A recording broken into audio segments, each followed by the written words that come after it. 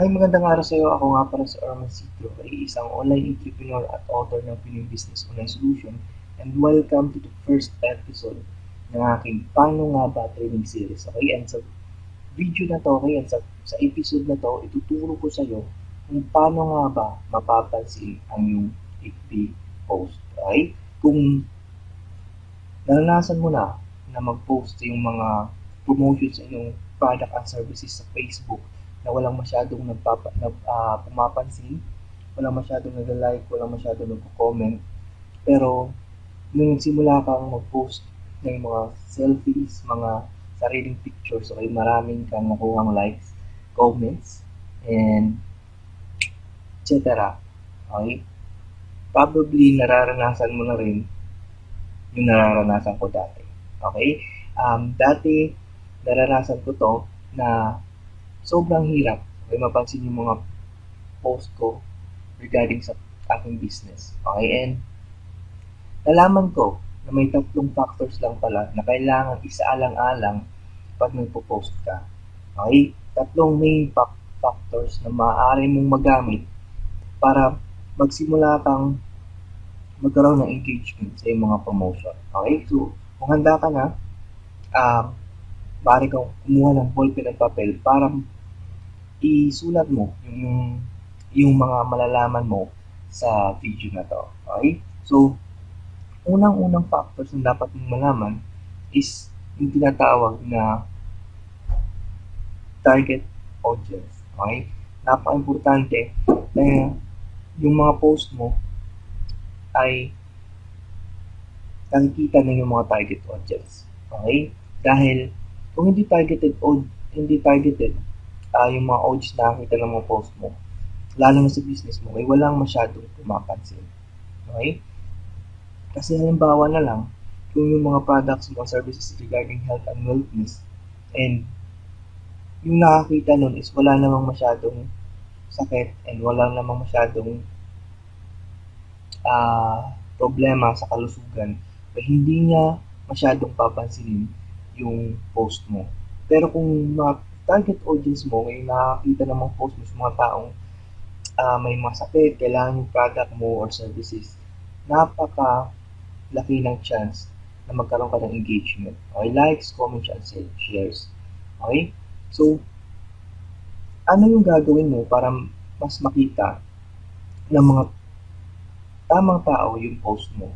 Ay unang-una dapat mo gawin, maaari kang pumunta kung asan nag-hangout yung mga target audience mo.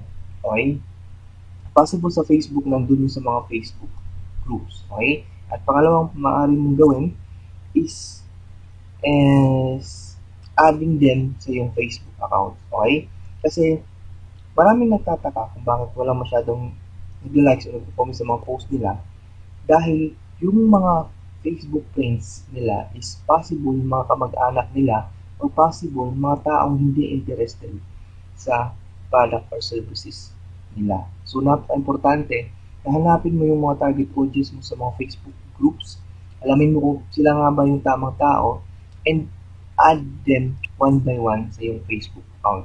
Ibig sabihin, sila na yung magiging audience mo and sila na yung possible na bibili ng mga product mo at sila yung possible na mag-i-engage palagi sa mga Facebook post mo.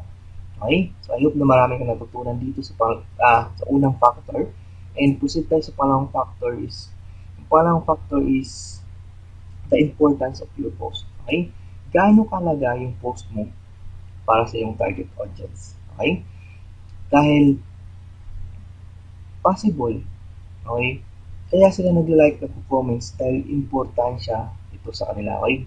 They think na important yung pinost mo. Okay? And isa sa mga way na makita nila ito, isipin mo na nagpo-post ka, hindi ito para sa iyo. Okay? Nagpo-post ka para ito sa target audience mo. Okay? Kung nagbibigay ka ng content marketing, nagbibigay ka ng value, isipin mo na yung mga post mo is hindi ito para sa iyo, para yun sa kanila. Isipin mo na yung pinupost mo ay magbibigay ng resulta para sa kanila, hindi para sa iyo. Bakit? Dahil ito yung way para mas ma-attract mo sila. Okay? Ito yung way para ikaw mismo yung habulin ng yung mga prospect. Okay? So, pangatlong factors na po pwede mong gawin is alamin mo yung types of post. Okay? Asan yung mas malaki engagement. Okay? Sa Facebook kasi, meron tayong tinatawag na Facebook algorithm. Sa Facebook algorithm, naiiba yung engagement. Okay? Sa text, sa image, sa videos, and live videos. Okay? Mag-experiment ka kung asan yung mas engagement. And at sa panahon ngayon, okay, ito yung tip ko sa'yo, sa panahon ngayon, make some videos or live videos kasi ito yung mas malaki yung engagement. Okay? Mas malaki yung engagement ngayon sa Facebook. Okay? Pero, mag-experiment ka. Okay? Experiment kung asan yung mas malaking engagement sa type of post na ginagawa mo. Okay? I hope na marami kang natutunan sa video na to. And yung factors na to, yung tatlong main factors na to, hindi ko sinasabi na ito lang yung factors, no? Marami pang factors kung bakit na apektuhan yung post mo kaya hindi masyadong napapansin. Pero ito yung sa tingin kong pinaka-importante sa lahat.